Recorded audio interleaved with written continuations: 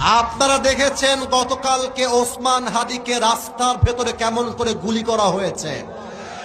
আমি বলতে চাই, ওসমান হাদির মতো যুবকদেরকে যদি দেশে বাঁচিয়ে রাখতে চান, গণতান্ত্রিক আইন দিয়ে হবে না, ব্রিটিশ আইন দিয়ে হবে না, আল্লাহর জমিন দিয়ে, আল্লাহর আইন দিয়ে দেশ চালু করতে হবে। যুবক ভাইরা আমার, আপনি কোরআন দিয়ে আইন পাশ করেন। কোরআন কি বলছে দেখেন, দেখেন কোরআন বলতেছে যে তোমার চোখ তুলবে তার চোখ তুমি তুলে ফেলো, যে তোমার হাত কাটবে তুমি তার হাত কেটে ফেলো, যে তোমার পা কাটবে তুমি তার পা কেটে ফেলো, যে তোমার জান নেবে তুমি তার জান নিয়ে ফেলবা। এটা জানি কোরআন।